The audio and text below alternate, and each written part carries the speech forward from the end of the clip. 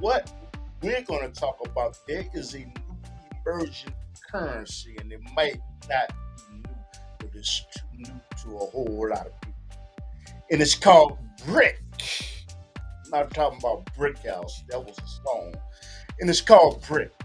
And what happened is there are nations that are coming together. They're coming together. Okay. I got Brother Randy Evans coming on. And there are countries that are coming together. And BRIC, first thing I'll say is BRIC, the B is for Brazil, R is for Russia, I is for India, C is for China, and South Africa.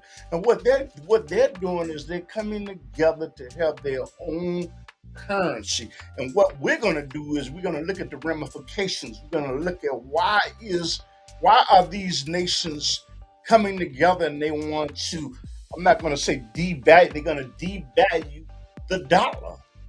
And what is the reason? You know what? Because the dollar bill has been strong. that's been the most used currency all over the world. And I got Brother Randy Evans coming in, and I was doing a lot of reading about BRIC, and what I understood is that China and all of these nations, they are saying that they just don't want to rely on the dollar bill anymore. They don't want to deal with the currency anymore. And the thing is, I think two things that they're saying is that the dollar bill are fiat dollars. I have to explain what fiat means, because what fiat means is that we have printed so much money, so much capital. And what happens is when you print more and more and more of something, and it's not backed up by anything, it depreciates in value. And I got Brother Randy calling up. Assalamu alaikum. Wa alaikum salam, good brother. How are you, young fella? I'm doing all right, my brother. I want to thank you for coming on the podcast, brother. This is Brother Randy Evans. He is a researcher from out of Chicago. He was trained by Steve Coakley himself, and extensive reader. And I know these YouTube people want you to get to the point. I already know that. Do you want to say something to people that's listening briefly? Well, good afternoon, brothers and sisters and listeners and stuff. And I appreciate y'all listening and supporting Brother Clifton Bradley of the Underground Railroad, who does a tremendous job in informing our community. I hope that you find some things that we discuss edifying. You know what, man? It's very, very interesting, man. I've been doing a lot of reading, but I'm not the research. I have basic information. You know what? There's a new currency, and it may not be new, that has emerged, and it may be a threat to the U.S. dollar in our current system. And you know what? It is called BRIC. What is BRIC, and what are some of the nations that belong to it, Brother Randy? Well, from what I recall, and correct me if I'm wrong, the BRIC is an acronym for Brazil, Russia, India, and China. Those are some of the developing countries and nation states and stuff that are challenging U.S. hegemony, economic and financial hegemony, and political hegemony. Left out South Africa. Well, that's also, so you said BRIC or BRICS, BRICS, South Africa. Yes. But the thing about in Africa, there's an issue dealing with the Chinese coming over and South Africa and other parts of Africa, trying to, I guess, merge the two together, China and Africa, creating what they call a second continent. There's a book by Howard French entitled "The Second Continent." Howard French, French, Second Continent, and talks about China's the different things, the infrastructure work and other stuff that they're doing, and they putting money into Africa. So, but the thing about it is that we have to keep an eye on. No disrespect to the Chinese, because their history is very deep, like ours is much deeper. You know, as a matter of fact, the original Chinese were people of African descent. Okay, according to George Rogers, the 100 Amazing Facts of the Negro. Okay, where he talks about Sun Yat-sen and stuff having black or so-called Negro blood. Yes. Okay. And then if you look at Dr. Clyde Winters, the works of Dr. Clyde Winters about black people, about black presence in China. Clyde Winters, the researcher, Dr. Clyde Winters. But go on, my brother. And you know what? What is it? Why? You know what? First of all, this is new to me, and I know you're a reader. You know way more about it than me. When did BRIC? When did the concept of BRIC come about?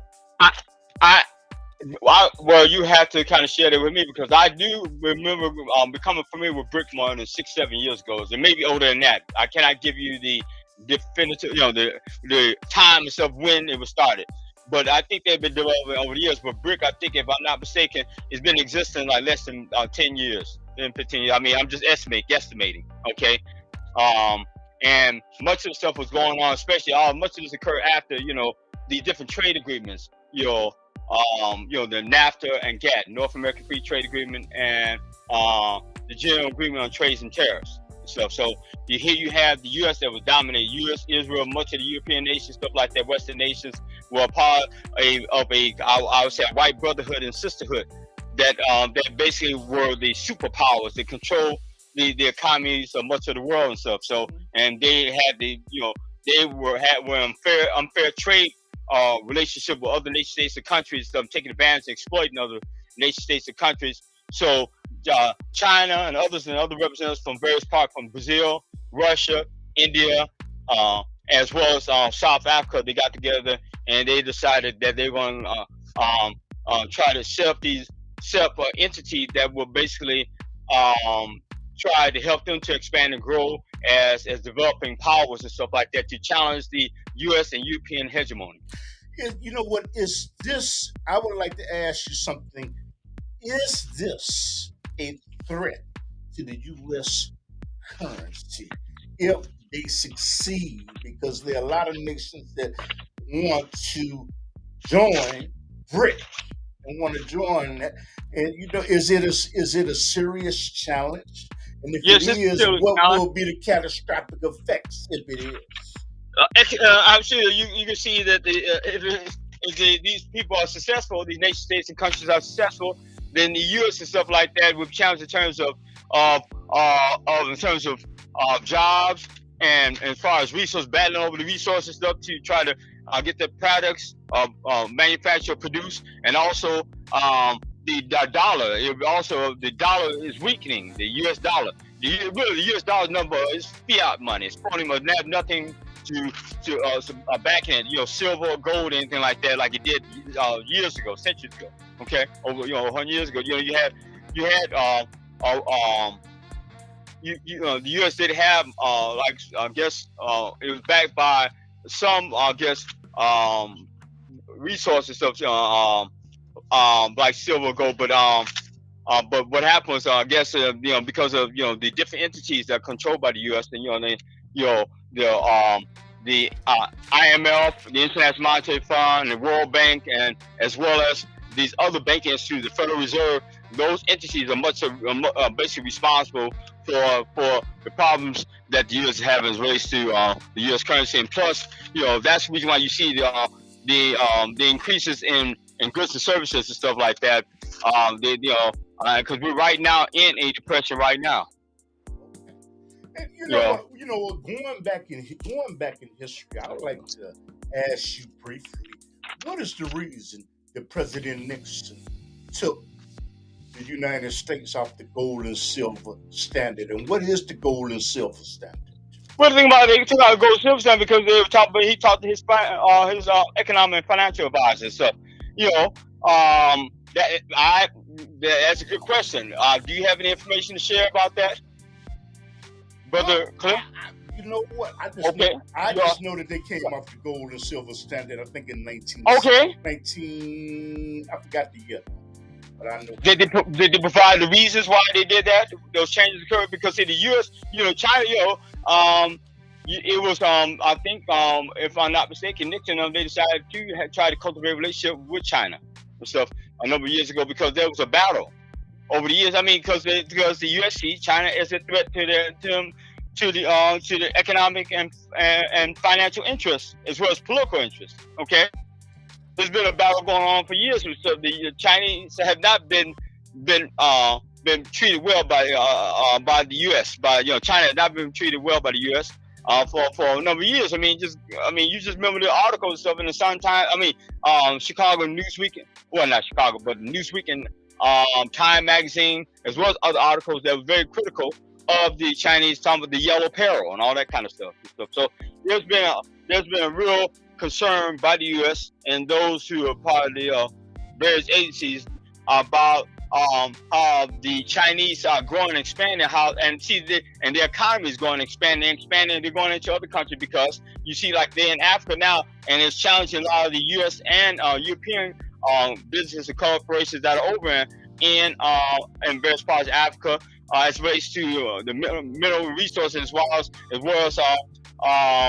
other resources that are in Africa. So, okay.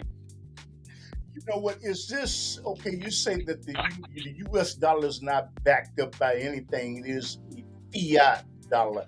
Is this the reason that the BRIC countries are purchasing gold and they're purchasing huge amounts of silver to back up their currency? More than likely. I would think that that's part of the reason why, and I think the U.S. sees it as a threat, and then you have those interests that control the economy of South Africa too. That also, because South Africa is involved. Is not the people from our African brothers and sisters who really have the real control of Zania, South Africa. Because who controls Consolidated Gold Fields, gold mines, and Anglo-American Corporate South Africa? Okay, these are people who are relatives and then De Beers and etc.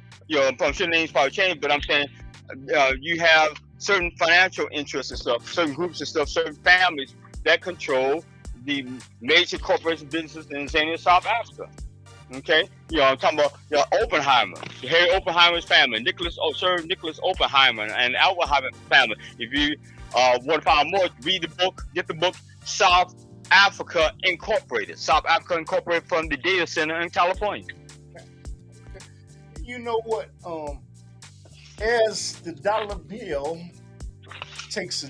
possibly takes a decline from the BRICS nation, you think that will make the taxes go up on the people that can pay in Chicago?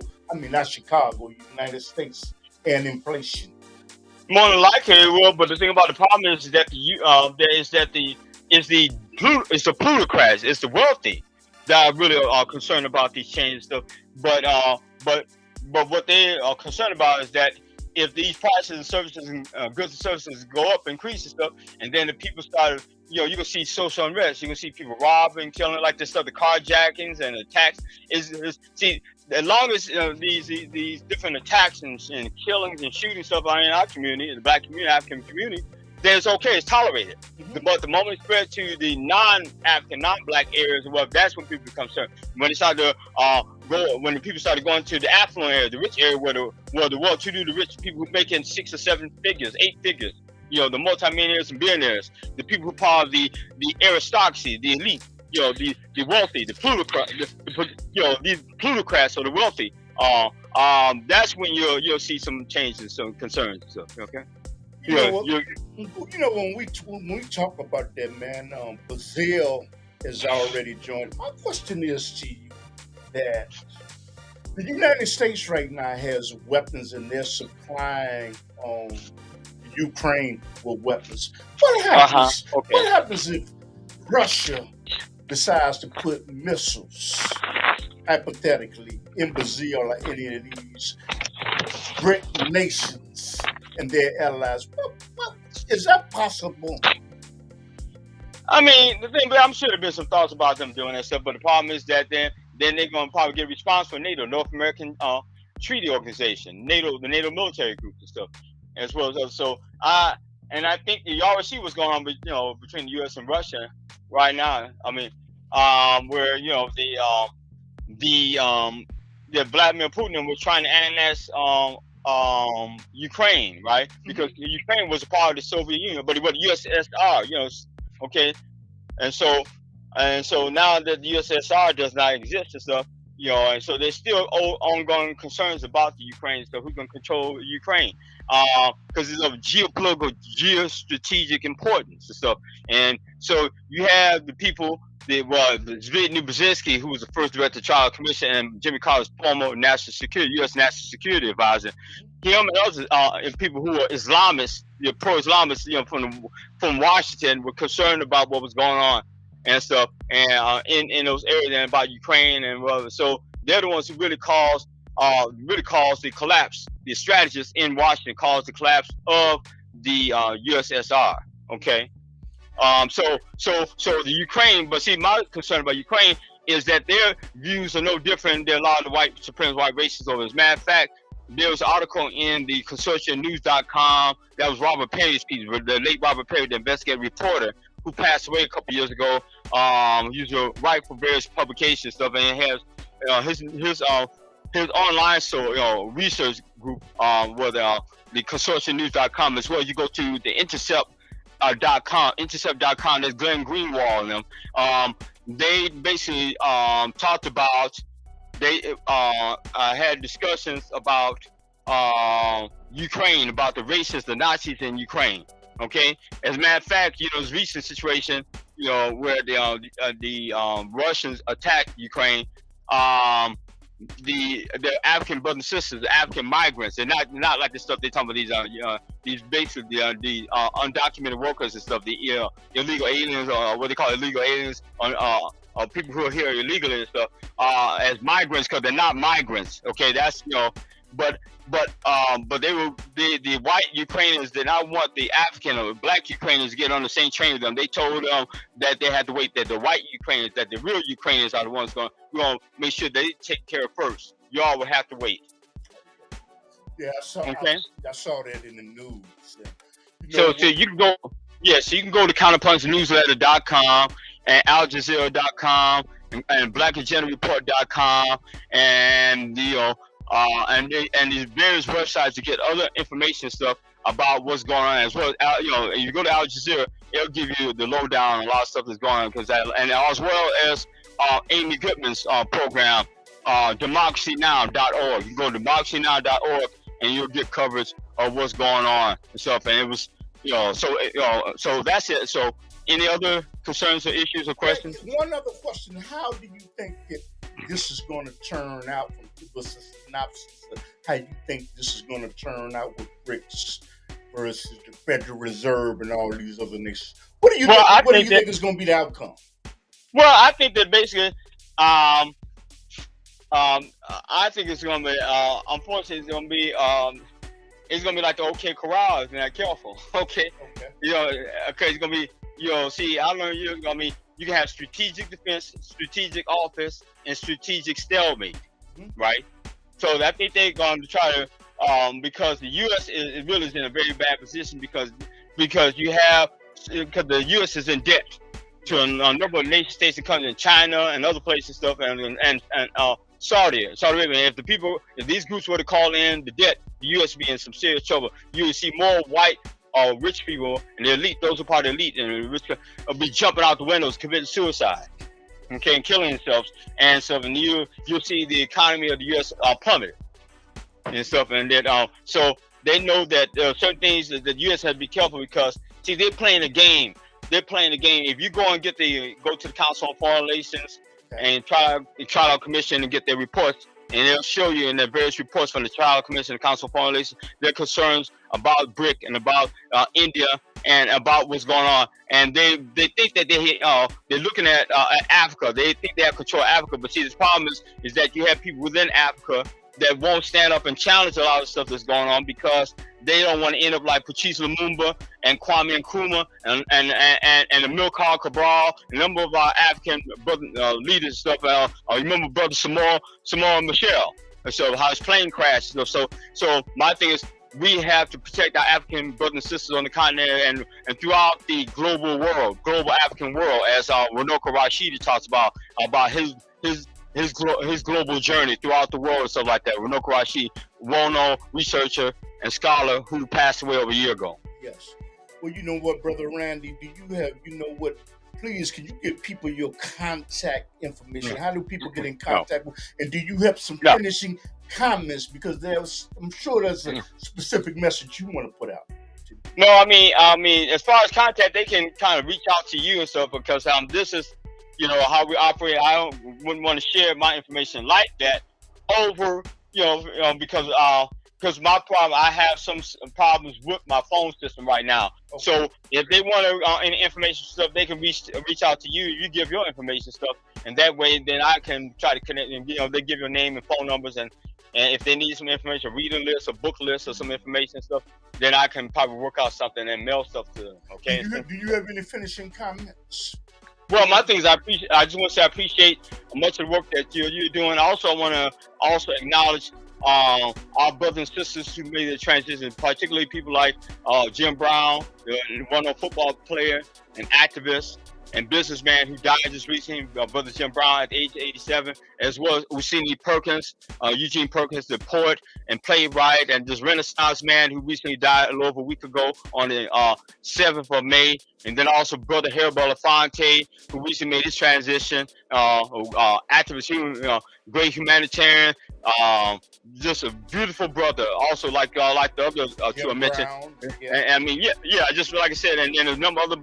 I hope no disrespect to any other brothers and sisters. I didn't leave my intention, but those are people coming to mind right way. And I know Brother Eugene Perkins quite well, and just much respect to them and stuff. And I hope that people also, lift them up and support them and stuff. So, and then also want to say that the people keep reading and studying and stay informed.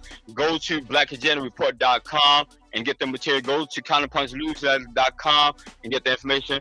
Go to and join the various organizations, black organizations and stuff, and force them to do what they're supposed to do and stuff, and to help enfranchise or empower our communities and stuff. Whether it's Rainbow Push, NAACP, Urban League, start your own organization, in Cobra, NARC, No Effing Around group, support them, No Effing Around organization, and also support black institutions, support black bookstores.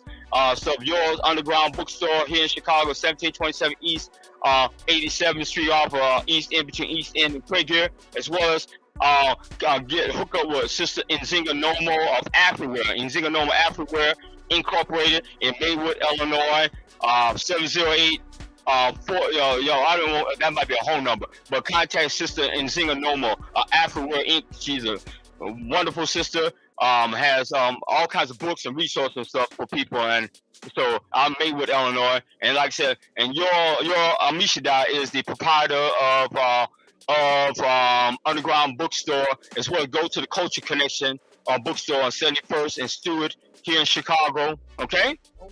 And with that, I also want to say thank you for interviewing me and for letting me share with the brothers and sisters who are listening. Thank you. Okay, brother. Assalamu alaikum to you. Thank you, brother. Wa alaikum salam. All right. Take care. I'm going to end this. And what Brother Randy Evans is a good brother in the community. I'm going to try to get him on to talk about what's going on with China. You have reached the Small Business Funding Department. And how China's maybe taking advantage of a whole lot of nations by giving them loans that they cannot pay back in Africa. But is it to better Africa?